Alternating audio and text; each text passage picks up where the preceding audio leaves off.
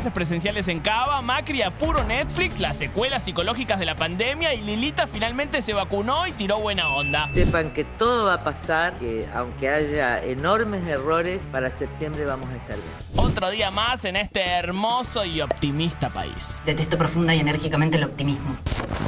En una entrevista el sábado por la noche, Mauricio Macri contó cuál fue su estrategia para sobrellevar la crisis durante su gobierno. Intentaba a las 7, 8 de la noche cuando entraba a Olivos, cuando cerraba todo, no prendía el de la televisión, ponía Netflix y no me...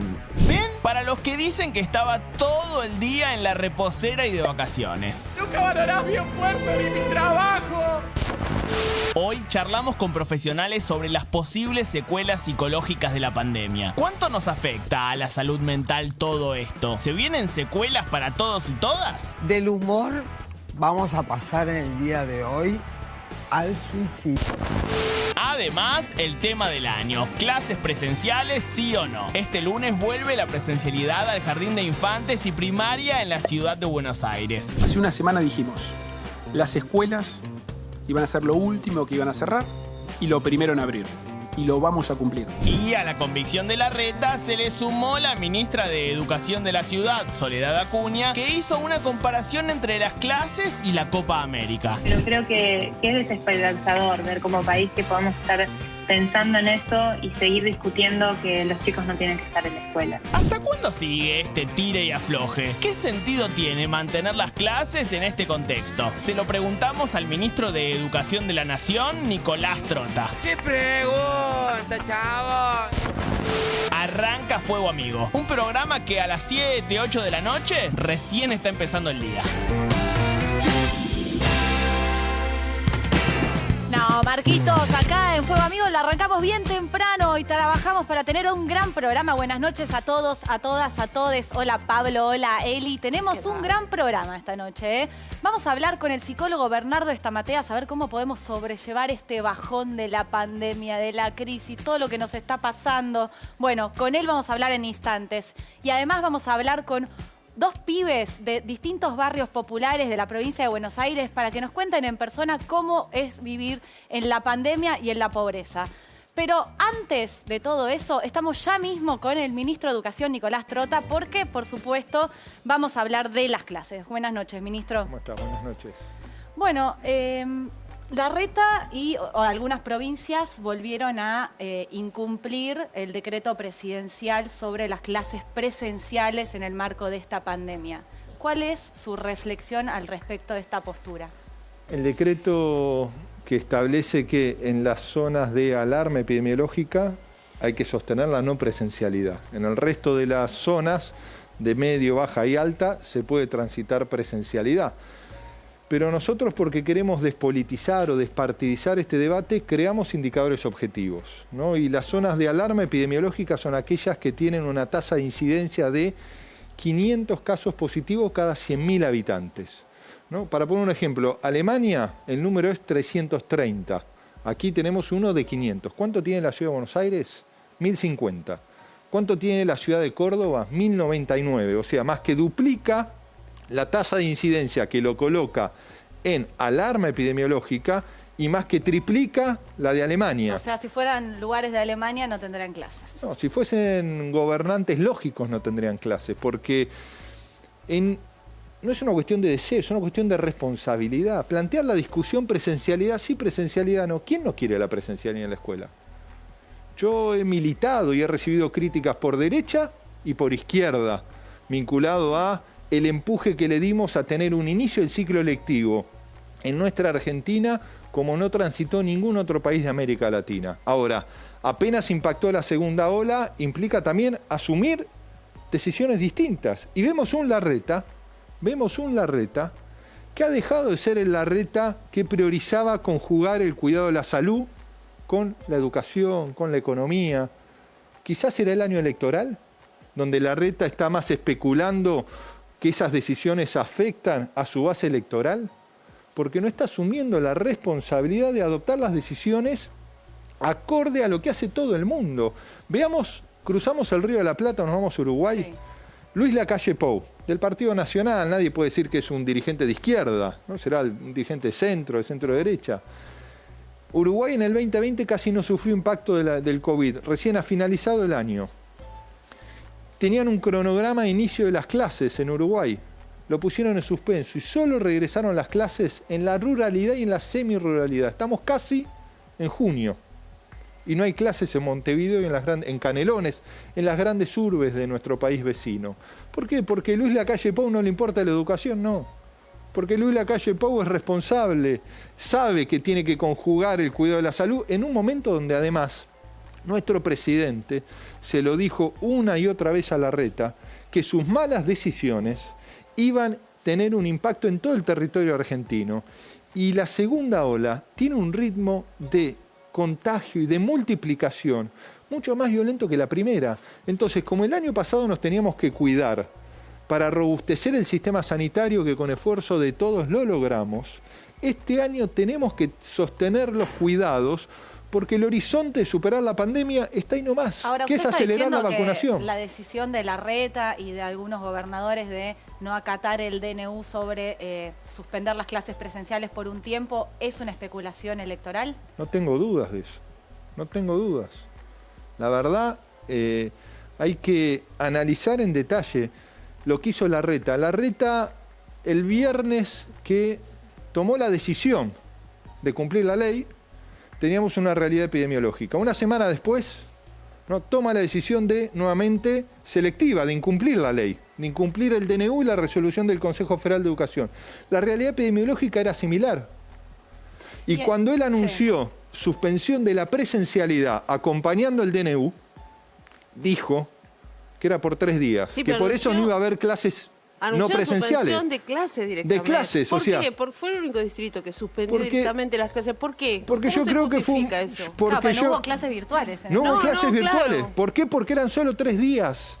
Él anunció que no importa lo que pase en el campo epidemiológico, lo que lo gobierna Larreta es la especulación, es la irresponsabilidad o será la presión de los sectores más reaccionarios de su propia fuerza política. ¿Por ejemplo, de quiénes? De Patricia Bullrich, que lo cuestionó el mismo día, que adoptó medidas restrictivas y parte de lo que vivimos, en una realidad que por supuesto nuestro gobierno no está exento de equivocaciones como ha pasado en todo el mundo, en lo que es administrar algo inédito como es una pandemia, pero seamos claros, digo, desde ciertos sectores irracionales de la oposición se han descalificado las vacunas, se ha puesto en debate la libertad, como si las medidas restrictivas se vinculasen a restringir libertades y es para cuidarnos. Entonces, la diferencia que observamos es que muchos de los que estaban al frente de los poderes ejecutivos en el 2020, en un año no electoral, tenían una capacidad de diálogo y de concertación que han abandonado. ¿Y cómo está el diálogo ahora, por ejemplo? ¿No? Se tomó esta nueva prórroga de volver a las medidas anteriores a estos 9 días. Larreta sigue adelante con lo que él decidió. ¿Hubo algún contacto de usted con la ministra de Educación porteña? ¿Están esos diálogos o no están? ¿Está todo roto? No, nunca tiene que estar roto porque nuestra escuela y el cuidado de la salud es mucho más importante de lo que pensemos cada uno entre nosotros.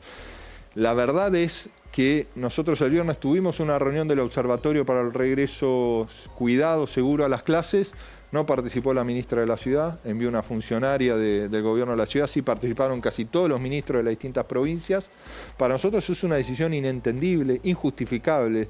La historia y la responsabilidad política va a caer en algún momento sobre los hombros de Horacio Rodríguez Larreta, porque parte de la complejidad que estamos viviendo se vincula a no asumir la responsabilidad también de la fiscalización de las medidas que tenía que transitar la ciudad. Sí hablé, por ejemplo, con el vicegobernador de la provincia de Córdoba, que está a cargo del Ejecutivo, para intentar comprender la decisión de Córdoba. Córdoba tiene una tasa de incidencia, el Gran Córdoba, de 1099. ¿Y qué argumentaron? Que ellos tienen un sistema sanitario muy robusto. Pero la verdad esa no es la discusión, porque hay 2 componentes. La norma es clara, tasa de incidencia y al mismo tiempo capacidad de respuesta del sistema sanitario. Ahora, ministro, ¿cuán importante se vuelve entonces la sanción de la ley que establece estos criterios por ley, digo, más allá del DNU, estos criterios objetivos, ¿no? No sé, ¿ustedes qué expectativa tienen? ¿Que se va a votar esta semana? Yo creo que es una herramienta que debería poner un marco de racionalidad a los próximos meses que nos quedan, que van a ser meses de complejidad mientras seguimos avanzando en el proceso de vacunación. Siempre que alguno no vaya a la justicia, digo. Bueno, pero eso es lo incomprensible. En un momento que estamos en una pandemia, en la herramienta que utilizamos durante todo el 2020, porque la suspensión de la presencialidad tuvo el mismo marco normativo durante el 2020 que el 2021. No es que hubo una innovación. Lo único diferente que hubo en su momento fue el que el primer DNU ponía el foco en la región metropolitana de Buenos Aires, porque era la que tenía la tasa de contagios más grande, mientras todavía no impactaba en el resto de la Argentina.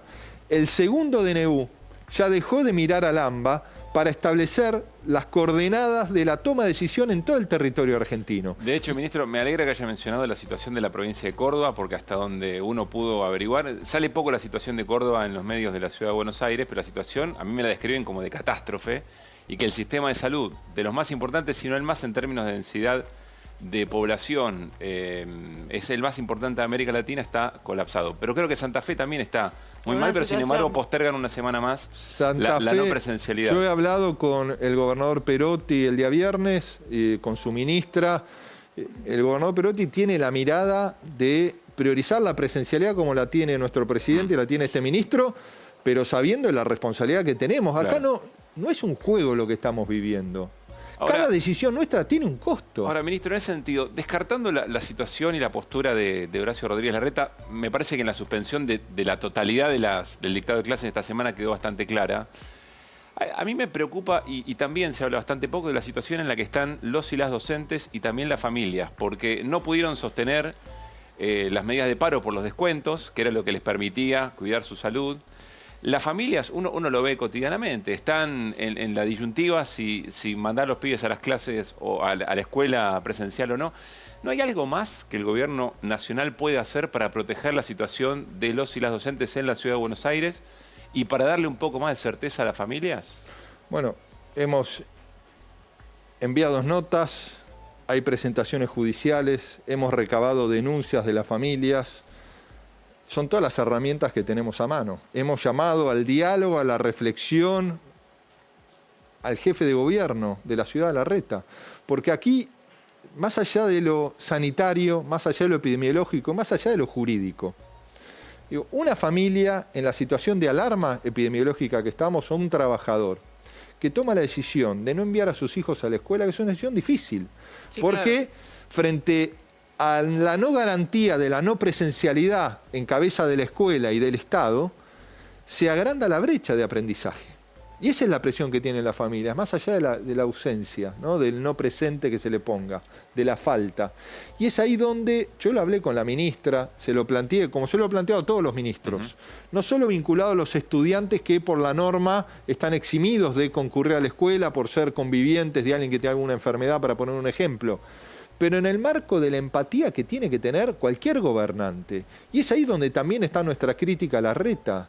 A las apuradas se anuncian ciertas medidas en términos especulativos, cuando además dejemos en claro, ¿no? Juntos por el Cambio, en los 4 años de Macri, como en las 2 gestiones de Macri de jefe de gobierno y en la gestión y media que lleva Larreta como jefe de gobierno, se ha caracterizado por una disminución constante en la inversión educativa. Y es ahí donde también nosotros estamos en un proceso de recuperación de la inversión educativa, en parte en algo que ha desnudado la pandemia. No solo la desigualdad en términos generales, sino también la desigualdad en el acceso a la tecnología y a la conectividad. Bueno, eso le quiero preguntar. ¿Cuándo vamos a escuchar a todos los ministros de educación sin signo político debatiendo sobre educación? Y no clases presenciales, sí, no tironeados en el medio de una pandemia, una crisis social y económica muy fuerte, profundizada por la pandemia. ¿En qué momento vamos a escuchar sobre políticas educativas, sobre qué escuela queremos? Es que nosotros estamos trabajando eso. Digo, obviamente el barro de la discusión es lo menos importante, porque yo no quiero discutir presencialidad sí, presencialidad no, porque la decisión no es mía. La decisión es de los epidemiólogos y los sanitaristas, ¿no? Una decisión que defina en qué momento tener la presencialidad en cabeza del ministro de Educación es una responsabilidad. Por supuesto, cuando yo me siento en la mesa, trato de generar las condiciones para la mayor presencialidad en términos responsables. Ahora, nosotros, y lo anunció nuestro presidente, y estamos terminando de delinear, trabajando en diálogo con todas las provincias, una nueva ley de justicia educativa, que es una nueva ley de financiamiento educativo. 6 más 2. 6% de invertir de toda nuestra riqueza en la educación obligatoria, 2% en la educación superior, terciaria, universitaria y la formación de los docentes. La inversión prioritaria es condición indispensable, pero también tenemos que discutir lo que planteás vos. ¿Qué escuela queremos para la pospandemia? Sí, porque además vos hablabas de la brecha.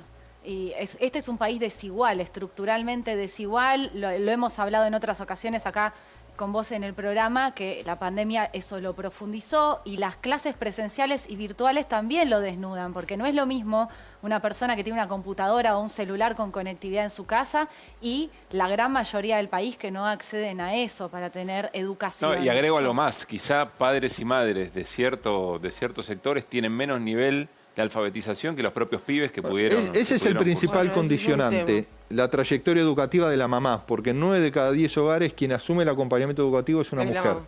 ¿No? Pero además, lo que desnudó es la desigualdad, pero también creo que tiene que ser un aprendizaje social irrenunciable, que la responsabilidad de enfrentar la desigualdad es del Estado. Y nosotros, para poner un ejemplo, estamos invirtiendo más de 20.000 millones de pesos en la fabricación de 633.000 netbooks. En fábricas que estaban cerradas, que hemos vuelto a abrir, con 8 empresas argentinas. Triplicamos la inversión en nuestro plan de conectividad. Las becas Progresar, creció la inversión este año 173%.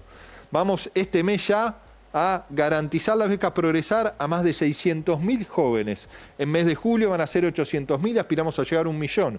¿Por qué? Porque las becas Progresar acompañan la terminalidad de la educación obligatoria, la formación para el trabajo y el acompañamiento de la trayectoria universitaria. Es un aporte dinerario, el acompañamiento de la trayectoria, pero además necesitamos, ¿no?, la acreditación por parte de la institución educativa. Y en eso venimos trabajando. Ahora, nosotros creemos, que la experiencia tan dolorosa de los 4 años de retroceso que caracterizaron la gestión de Macri, que ayer lo escuchaba hablar en un programa de educación, debería permitir a todas las fuerzas políticas acordar un rumbo educativo y que después cada gobierno pueda establecer alguna prioridad distinta. ¿Y por qué no pasa eso? ¿Por qué se va Macri, llega Alberto, se fue Cristina y no hay una continuidad de políticas públicas en común, en este caso, para mejorar la educación y el acceso a la educación? Bueno, eso es lo que yo me pregunto muchas veces, ¿no? ¿Por qué había una ley, que era la Ley de Financiamiento Educativo, para poner un dato objetivo, que cumplimos por primera vez en el 2015 con compromiso de las 24 jurisdicciones educativas y el Estado Nacional, nos permitió llegar al 6,1% de inversión de nuestro Producto Bruto en educación? Vino Macri y cayó la inversión en cabeza del Estado Nacional 33%, en cabeza de las provincias en promedio 16%. 1,4% de nuestro Producto Bruto Interno en 4 años. Eso implicó caída de salario, abandono en la infraestructura, ya no más computadoras, no más libros, peor formación para nuestros docentes. Entonces, parte de lo que nosotros estamos planteando, porque parece ser que en Argentina la ley está hecha para ser incumplida, porque si había una ley y se abandonó, ¿qué estamos proponiendo en esta ley de justicia educativa? Una comisión bicameral de seguimiento constante, que se prendan todas las luces rojas cuando cualquier jurisdicción deja de priorizar la escuela, porque la escuela es la principal, no la única, pero sí la principal institución de ruptura de la desigualdad. Y hay algo que para nosotros es central, la escolarización temprana. Cuanto antes un niño, una niña ingresa a la escuela, más capacidad de transformación de su vida tiene. Por eso queremos hacer también obligatoria la sala de 3. Estamos invirtiendo este año un aumento de 700% en la construcción de escuela de educación inicial, y antes que termine la gestión del presidente Alberto Fernández vamos a lograr cumplir la efectiva universalización de la sala de 4, que cada niño pueda a los 4 años acceder a una escuela de educación Nicolás, inicial. 2 frases que ayer dejó el expresidente Macri sobre las que te quiero preguntar. Primero dijo que ustedes están privilegiando el vínculo con los gremios y no con las familias y los pibes. Y después dijo algo bastante particular que llamó mucho la atención, que él en gestión, 7, 8 de la noche, terminaba las tareas y le entraba a una... Cerraba todo y veía Cerraba Netflix. todo, le entraba a Netflix y después, continuaba. En función de lo que vos sabés es la experiencia de gestión y hablar con un presidente, digamos. Sobre estas 2 cosas que dijo Macri ayer te quiero preguntar o pedir una reflexión. No, en primera instancia, cualquier transformación de nuestra escuela implica consensos. Yo creo que Macri tiene una mirada de el patrón de estancia, el dueño de la empresa, ¿no? ¿Es uno de los reaccionarios que presiona a Larreta, Macri? Yo creo que sí, ¿no? Yo creo que sí. Y aparte, veamos lo que fueron sus 4 años de gestión de gobierno, que se caracterizaron por el conflicto innecesario. No, por supuesto, la política educativa la marca los gobiernos, ¿no? Pero tiene que haber diálogo, porque cualquier transformación de nuestra escuela ingresa al aula de la mano de los maestros.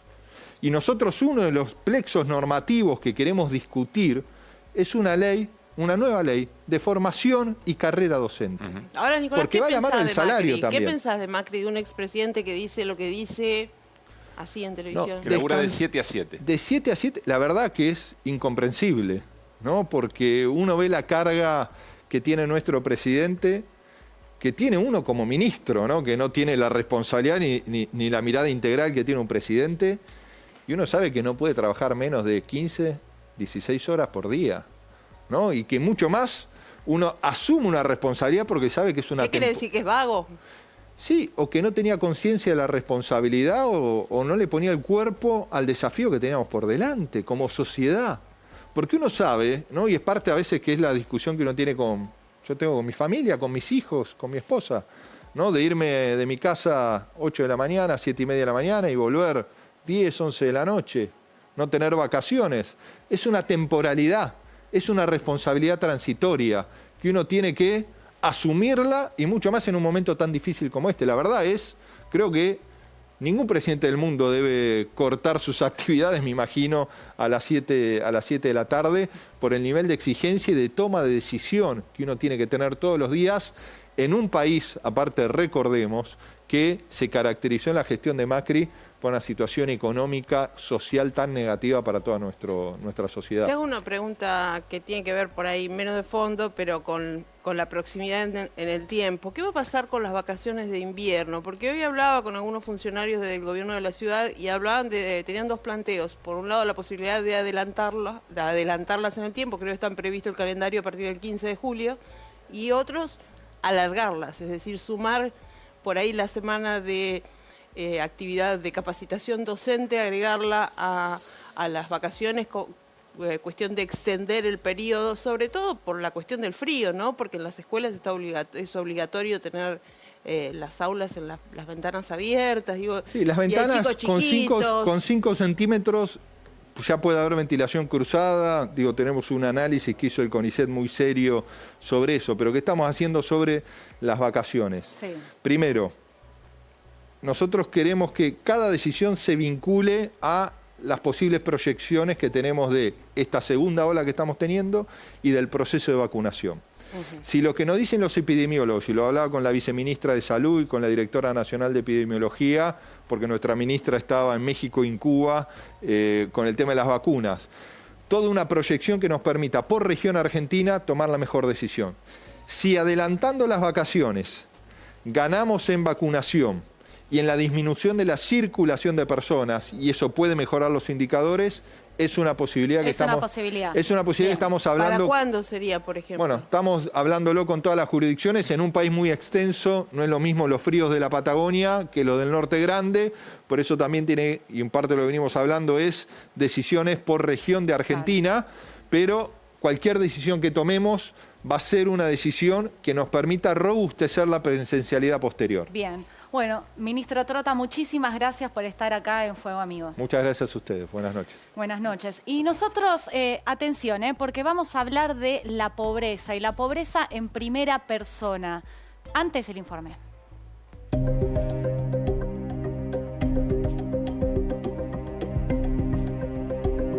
Una de las grandes deudas de la democracia fue cumplir con este lema. Porque con la democracia no solo se vota, sino que también se come, se educa y se cura. En los últimos 30 años nunca se pudo perforar el 25% de pobreza estructural. En Argentina hay gente que nace pobre y muere pobre. Según un estudio de CIPEC de 2019, casi la mitad de las personas en situación de pobreza crónica tenía menos de 15 años. Previo a la pandemia, más de la mitad de los niños y niñas en nuestro país vivía en situación de vulnerabilidad. Y hoy todo empeoró. Otra de las grandes problemáticas a la que quedan expuestos los pibes pibes en los barrios vulnerables es al consumo de sustancias. En 2018, Mayra Arena, una joven que nació en una villa en Bahía Blanca, contó algunos de los graves problemas que sufrió de chica. Los que crecemos en la pobreza estructural, los que crecemos en los márgenes de la sociedad, vamos a la escuela cuando podemos. ¿Qué futuro le espera a los pibes que no se alimentan bien, que van a la escuela cuando pueden? ¿Cómo se hace para salir de la pobreza en nuestro país? ¿Se puede?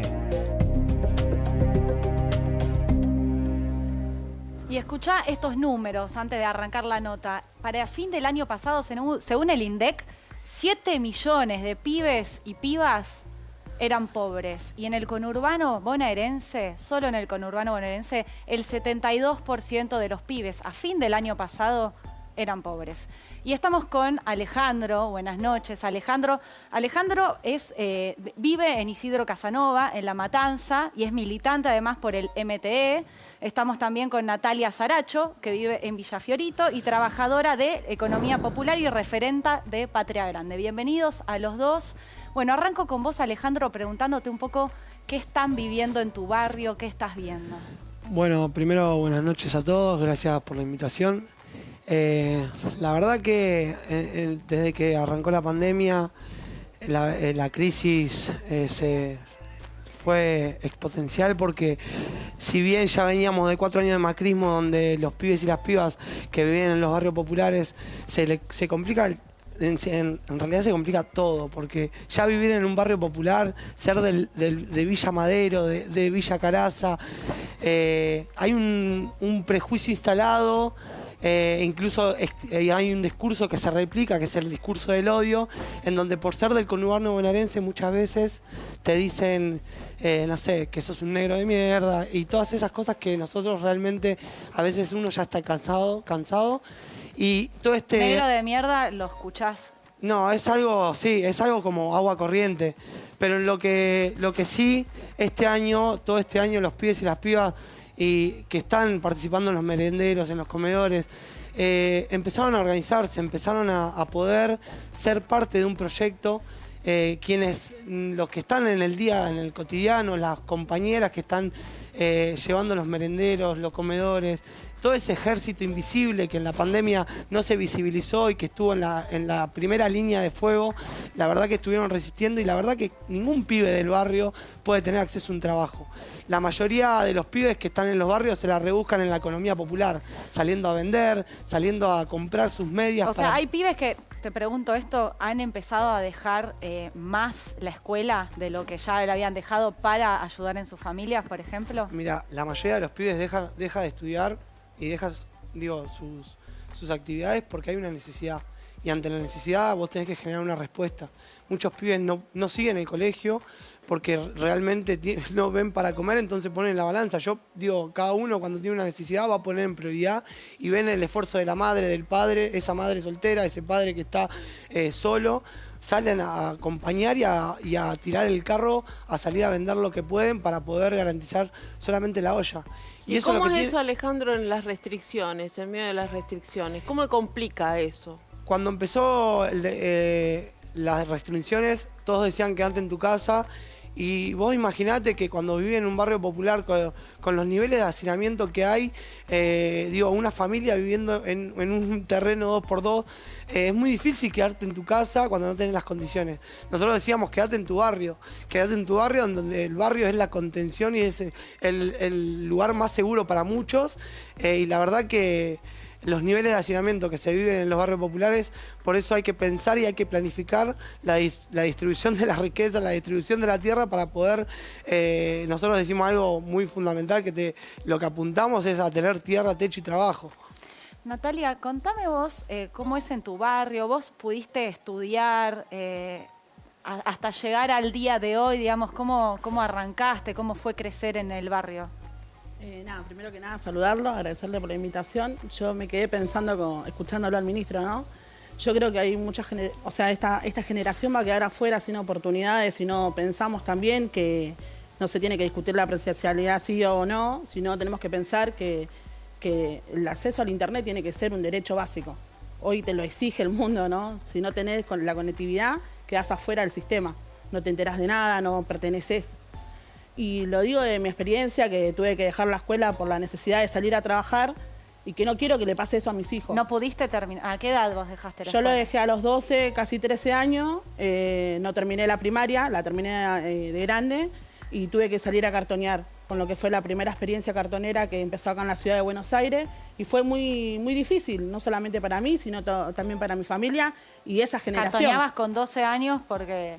¿Y eso? Sí, no fue una decisión, digo, fue una salida. Claro. Una salida que así como a mí le tocó un montón de pibes y pibas de la barriada a tener que hacerlo. Y creo que eso también tiene que ver con una mirada de un proyecto político, ¿no? En ese momento era el 2001, era una crisis económica que decidió por un montón de familias de eso. Y ahora, ¿ves en tu barrio que haya más pibes que estén también saliendo a laburar como vos lo tuviste que atravesar? ¿O ves que algo ha cambiado en el último tiempo?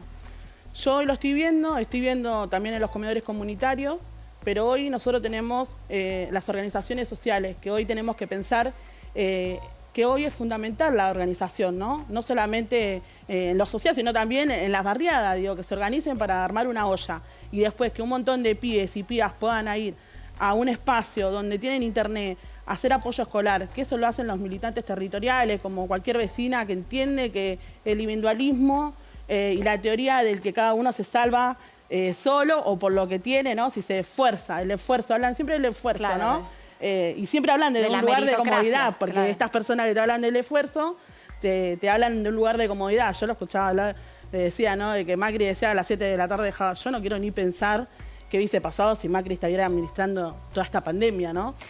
Alejandro, ¿vos pudiste estudiar? Yo terminé el fines en una casa comunitaria, atravesando un proceso, pero de grande. ¿Por qué de grande? Porque, bueno, uno en la vida a veces va tomando malas decisiones y nada, yo en un momento he tomado el camino del consumo y como decía Nati, a mí me hace reflexionar mucho esto de lo comunitario, de la organización, porque cuando el Estado no tenía una política clara ante el abordaje de los consumos problemáticos, o cuando no está directamente. No, porque ¿sabes lo que pasaba en ese momento? ¿Cuántos años tenías vos? No, tenía 14, 15. En ese momento el modelo médico hegemónico entendía al pibe que consumía como un enfermo.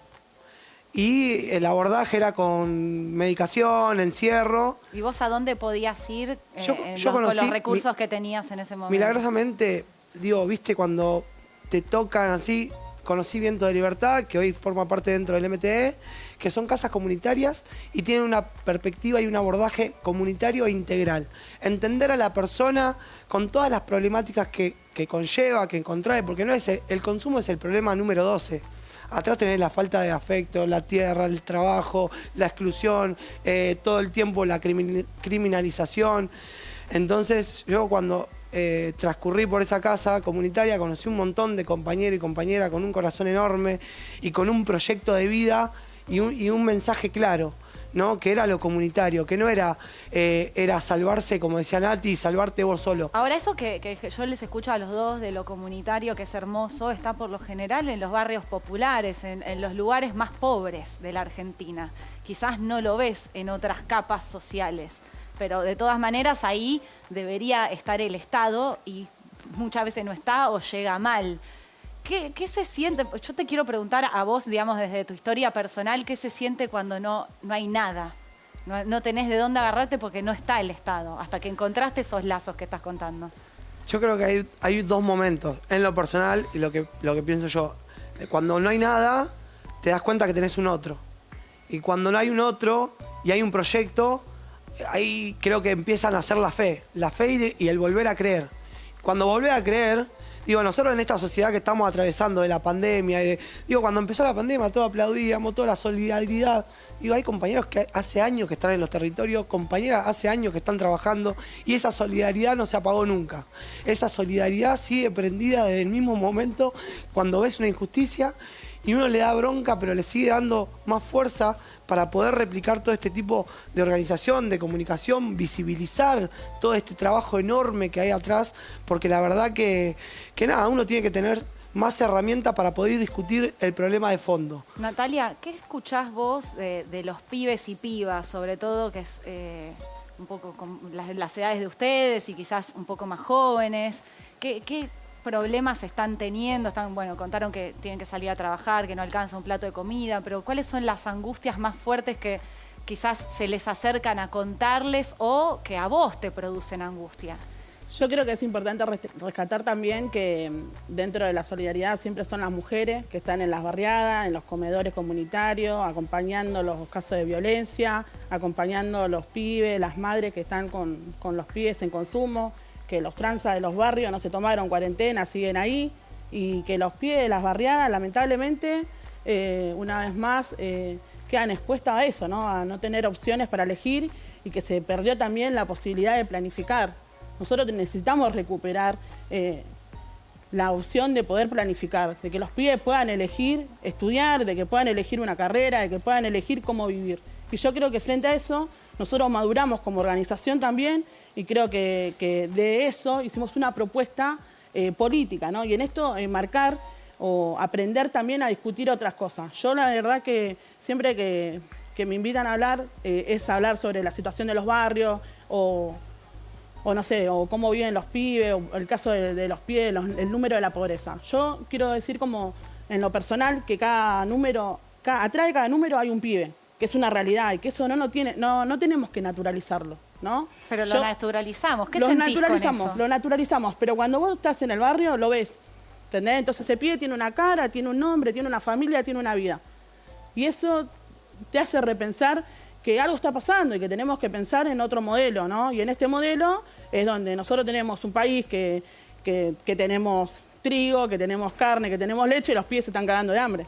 Y en ese sentido pensar cómo hacemos para transformar esa realidad. Es un país que pasa a los gobiernos y fabrica pobreza. ¿Vos sentís que en algún momento se va a salir? ¿Vos ves la mayoría, por ejemplo, Alejandro, de los pibes que te rodean, que se te acercan a pedirte una mano o que estás viendo que viven en el barrio, que van a tener una posibilidad? O también a veces decís, obviamente que la esperanza no se pierde, pero decís qué difícil que es todo. Yo lo que creo es que a esa pregunta retomo cuando empezabas al principio a decir los números de la línea de pobreza y los números que había sacado el INDEC. Yo creo que todos los pibes que nazcan de ahora para adelante van a estar debajo de la línea de la pobreza. ¿Todos los pibes? Todos los pibes que tengan. Si no tenemos una planificación, como decía Nati, y no tenemos una organización y poder plantear el problema de fondo, que es decir, bueno, porque cualquier pibe que estudie y que se reciba, ¿a dónde vaya a trabajar? No trabajo, no hay. La mayoría, todos están enmarcándose en la economía popular, todos están buscando sobrevivir en microemprendimientos, la venta por Facebook, las redes sociales. Yo creo que hay algo que es el Plan de Desarrollo Humano Integral que viene a poner en cuestión una planificación para levantar la Argentina, pero con nosotros, con los de abajo, con los compañeros y compañeras que están todos los días buscando el mango, trabajando, que también generan ingresos y que también generan economía circular en los barrios. Natalia, Alejandro, a mí me quedó muy claro que, o sea, no quiero ni pensar qué hubiera sido en esta situación de pandemia, si la organización comunitaria, si la organización popular. Me queda claro también que hay un concepto del Estado muy presente, o por lo menos que debería estar, o por ausencia o por presencia, digamos. ¿Qué pasa con la política? Cuando aparece la palabra política en los barrios, ¿hay un rechazo o se incorporó que es la posibilidad, que es una herramienta para cambiar las cosas? Natalia. Yo creo que en los barrios todavía cuesta un montón, la política siempre está relacionada con lo malo. Nosotros tenemos la responsabilidad como militante territorial de recuperar esa palabra y transformarla, decir que la política es una herramienta transformadora y que necesitamos también compañeros y compañeras discutiendo los proyectos políticos, porque después pasa eso que deciden por nosotros. Y después tenemos esta consecuencia que la vemos plasmada en los barrios porque no tenemos políticas públicas, ¿no? No tenemos organización de barrios populares, no tenemos educación, no tenemos salud, nos sacan el Ministerio de Salud. Yo quiero como reafirmar esto, ¿no? Digo, primero que hoy en la provincia se está haciendo una campaña histórica de vacunación, eso tenemos que reafirmarlo y tenemos que decirlo, porque no es lo mismo no tener un Ministerio de Salud que sí tenerlo y que se haga cargo de esta problemática que justamente estamos viviendo hoy. Ahora, no tenemos que involucrar más, tenemos que decir que nuestro sector, lamentablemente, ya tuvimos mucha exigencia hacia exponer, ¿no? Poner y poner. Venimos del macrismo, que fue la primera pandemia, después de la pandemia del COVID, Y hoy la realidad es que los sectores populares ya no se les puede exigir más. Nosotros planteamos de nuestro lugar que los que más tienen, que los que especulan, que los que se llenan de plata, empiecen a poner lo que tienen que poner y que empiecen a haber políticas de inyección de plata en los bolsillos de los compañeros de las barriadas, que no la van a fugar, sino que va a empezar a mover la economía interna, ¿no? Esto son políticas que realmente son políticas que empiezan por lo de abajo. Bueno, chicos, me gustaría que cada uno cierre con el mensaje, que aprovechen este espacio que tenemos de aire y este diálogo para decir lo que ustedes quieran. No, yo creo que primero que nada tenemos que, de nuestro lugar como militante, reforzar los cuidados, que no tenemos que involucrar en la militancia de que todos y todas se puedan anotar en el vacunar. Y que, bueno, a veces los medios de comunicaciones desinforman más que informan, entonces tenemos que hacer el puerta a puerta, salir a militarlo, y después tenemos que pelear que realmente la agenda de tierra, techo y trabajo, la agenda del Plan de Desarrollo Humano Integral, que es muy claro, que es un proyecto que tiene que ver con 4 ejes muy importantes: la creación de 4 millones de puestos de trabajo, repoblar la patria, urbanizar los barrios populares y descentralizar las ciudades. Se empieza a mirar como una propuesta política para que realmente empiecen a tocarse los temas de fondo de los sectores populares. Alejandro. No, yo cortito, y creo que este es un momento en donde tenemos que cuidarnos todos, apelar a la vida del otro, no hacer la vista gorda y poder, digo, retomar esa solidaridad y abrazarnos entre todos y todas, porque la verdad creo que en este momento tan complicado en el que venimos viviendo, nos sentimos solos, nos sentimos agobiados, estamos cansados, todos estamos cansados, pero hay gente que la está pasando peor, hay gente que está en situación de calle, hay familias que se incrementaron con este decreto y con este aislamiento, hay familias que están completamente viviendo en la calle, y creo que yo quiero llamar a convocar a esta solidaridad y volver al encuentro con el otro. Digo, que cada uno, que cada una que vea a algún compañero, alguna compañera que está pasando mal, que se acerque. Hay que retomar esos vínculos. Digo, y así podemos ir construyendo de a poquito, ¿no? Y retomando esos vínculos sociales que hoy en la virtualidad lo hemos perdido. Y me parece a mí que es fundamental pensar y discutir la política en los territorios, en los barrios, poder llevar a la reflexión a los pibes y a las pibas.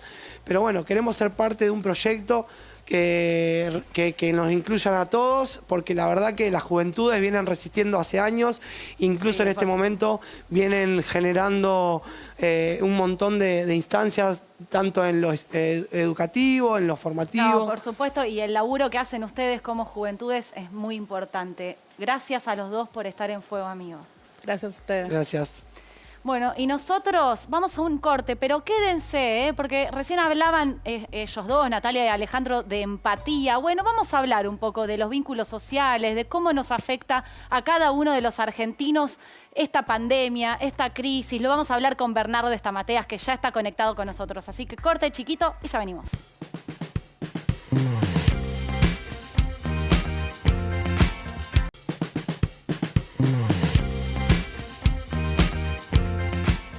Bueno, vamos a cambiar un poco el clima porque obviamente esta pandemia, ya están escuchando la musiquita de En Terapia, nos ha afectado a todos y a todas.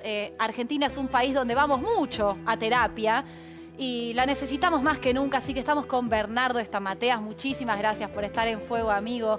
Bernardo, contanos ¿por qué se está acercando la gente en pandemia? ¿Cuáles son las emociones, los sentimientos que más estás detectando ya con más de un año de pandemia?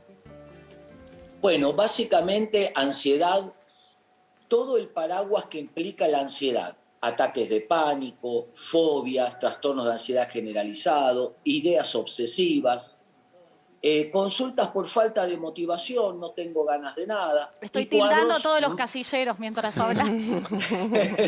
Bueno, algo importante para decir, no hay que sentirse mal de sentirse mal. Ay, qué bueno que digas eso. Sentirnos mal es normal. Nos cambiaron el escenario, nos encontramos con otro mundo y fue de un momento para el otro. Entonces, tenemos que darnos permiso de sentir ansiedad, hastío, bronca, angustia y muchas consultas también de crisis de pareja, cuadros con depresión, etc. Obviamente es un tiempo muy difícil y lo importante no es no sentirnos mal, es primero aceptarlo y luego darle rumbo a esas emociones. Es decir, construir lo que los psicólogos llamamos válvulas saludables de escape. ¿Qué son las válvulas saludables de escape? Los espacios donde podamos drenar, gastar, expresar, sacar todas esas emociones. Pero se nos van achicando con esta pandemia, Bernardo. ¿De dónde nos agarramos? Porque estamos también cansados, angustiados. Hablar. Mira, nos curamos hablando. Llamar a alguien, no guardarnos las cosas. En psicología decimos lo que la boca no habla, el cuerpo lo expresa. Llamar a alguien, hablar. Nos curamos poniendo en palabras lo que sentimos. Lo segundo, escribir, volver al diario íntimo. 10, 15 minutitos. ¿Y qué escribo? Lo que sea, lo que sentís. El ejercicio físico, justo que vimos la imagen, caminar, bailar, hacer ejercicio, todo lo que nos permita gastar cortisol y adrenalina. Los espacios lúdicos, divertirnos, volver a jugar, no estar 24 horas, 24/7 con el coronavirus. La información nos forma, la sobreinformación nos deforma. Entonces, fíjate que válvulas saludables de escape que nos van a hacer sentir un poquitito mejor. Y en psicología nos gusta decir, un pequeño cambio puede traer un gran resultado. Lo mínimo es lo máximo. Bernardo, ¿y cómo se maneja la incertidumbre, ¿no? Y sobre todo también la pérdida, el sentido de la pérdida de la normalidad, ¿no? Hay resignación respecto de que no sabemos cómo va a ser nuestro futuro y va a volver, va a ser igual que era antes. ¿Cómo se maneja eso? Bueno, diste un punto importante. No nos bancamos la incertidumbre, nadie. Sí. Nosotros queremos saber. Nuestro cerebro, la única tarea que tiene es la supervivencia. En menos de 125 milisegundos, ni medio parpadeo, uno mira si está tranquilo, o sea, si no hay peligro y puede relajarse o no. Entonces, cuando el cerebro detecta peligro, estamos hiperactivados. No nos bancamos no saber. Entonces, ¿qué hace la mente? Ensaya respuestas. Y esas respuestas hipotéticas, en general, son catastróficas. Y eso es la ansiedad.